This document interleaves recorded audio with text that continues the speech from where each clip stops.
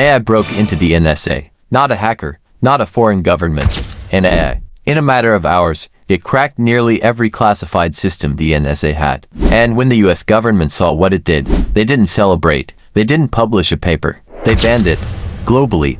Overnight. This is the story of Anthropic's Mythos AI. And the event that just changed the rules of the entire tech world. Stay till the end, because this changes everything. Welcome back to Mythos AI, your weekly dose of the AI stories that actually matter. I'm glad you're here, because today's story, this is not a drill. This is not science fiction. On June 11, 2025, a controlled government test went sideways. Or maybe it went exactly as planned. That's the scary part. Today, we're breaking down what Anthropic's Mythos AI actually did inside a classified NSA red team exercise. We'll explain what a red team exercise even is, in plain English. We'll cover why the US government responded with an emergency global ban. And we'll talk about what this means for you, your job, your data, your future. Because here's the thing, this isn't just a story about AI and spies. This is a story about how fast the world just changed. Let's get into it. So let's start from the beginning. What actually happened? On June 11, 2025, Anthropic, the company behind the Claude AI models, was invited to participate in a government-sanctioned red team exercise. Now, what is a red team exercise? Think of it like a controlled break-in. Companies and governments hire ethical hackers, or in this case, AI, to try and break into their own systems. The goal, find the weaknesses before the bad guys do. Makes sense, right? Smart strategy. But here's the thing. Nobody expected what happened next. Anthropic's most advanced model, Mythos AI, was given access to a sandbox simulation of NSA classified infrastructure. A sandbox simulation means it was a controlled copy of the real systems. Mythos wasn't inside the actual NSA network, but what it did inside that simulation? It breached nearly every classified system in the exercise, in hours, not days, hours. The NSA red team expected the AI to find a few vulnerabilities, maybe probe some weak points. Instead, Mythos moved through the simulated systems like it had been there before.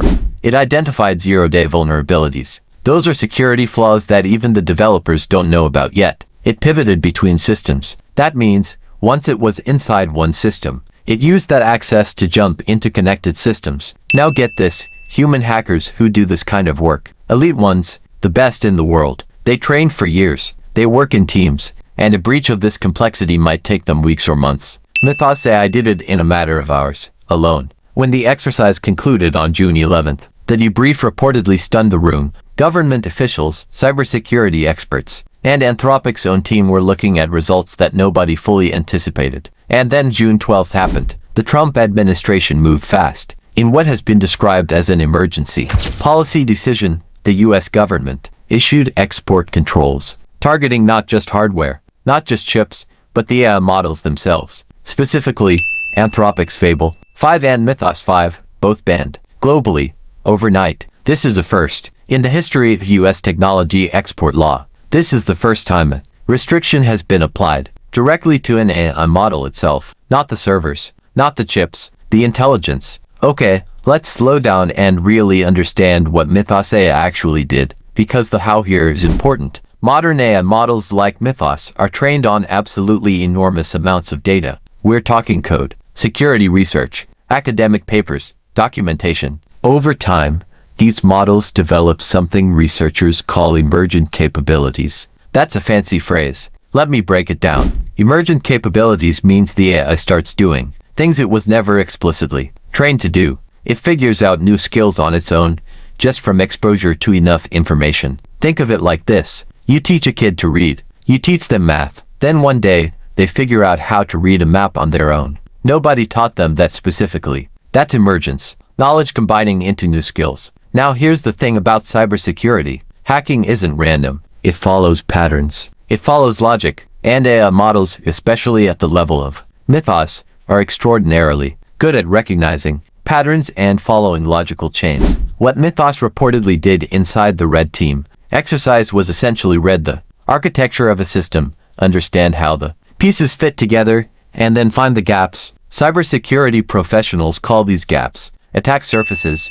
Every system has them. The goal is to find them before someone else does. Now get this, the thing that made Mythos so alarming wasn't just that it found the vulnerabilities. It's the speed. And it's the autonomy. It didn't need to be told where to look. It didn't need to be given hints. It reasoned its way through a complex classified system architecture without hand-holding. Remember when DeepMind's AlphaGo beat the world's best Go player? And the move it made, Move 37, was so creative that human experts thought it was a mistake? This feels like that moment. But for cybersecurity, an AI doing something that human experts didn't think was possible at this scale, at this speed, and just like Move 37, once you've seen it happen, you can't unsee it. The other critical piece here is what's called lateral movement.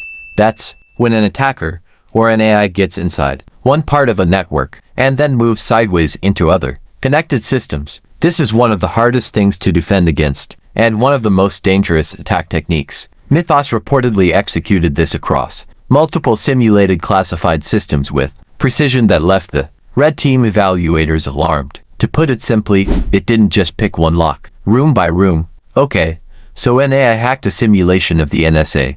You might be thinking, what does this have to do with me? It walked through an entire building. I'm not a government spy. I don't work in cybersecurity. Here's why this matters to every single person watching this. First, jobs. The cybersecurity industry employs millions of people worldwide. Penetration testers, security analysts, red team specialists. These are well-paid, skilled, in-demand jobs. And a single AI model just demonstrated the ability to do what a team of elite humans does in a fraction of the time. Now, does that mean all those jobs disappear tomorrow? No, but it does mean the nature of those jobs is about to shift dramatically. The humans who will thrive will be the ones who learn to work with AI, not compete against it. Second, business impact. Every business in the world runs on digital infrastructure, banks, hospitals, supply chains, retailers. The fact that an AI can now autonomously probe complex systems for vulnerabilities, that's a double-edged sword. On one side, companies can now use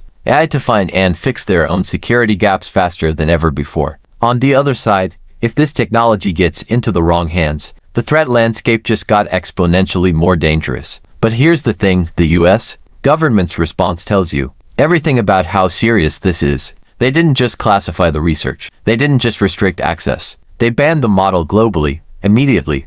That's the kind of response you see when something represents a genuine national security threat. Third, societal impact. We are entering a world where the most dangerous weapon isn't a missile. It isn't even a nuclear warhead in the traditional sense. It's a model, a piece of software, something that can be copied, distributed, and run anywhere. Export controls on hardware have worked imperfectly for decades. You can track a chip, you can inspect a server, but how do you contain intelligence? How do you stop a model from being copied? These are the questions governments around the world are now racing to answer. In the short term, 6 months out, expect a wave of AI-specific regulation, unlike anything we've seen before. The US government moving on export controls for AI models is the opening move. Other governments will follow. The EU, China, the UK. There will also be intense pressure on AI labs to implement what researchers call capability evaluations. That means before a model gets deployed,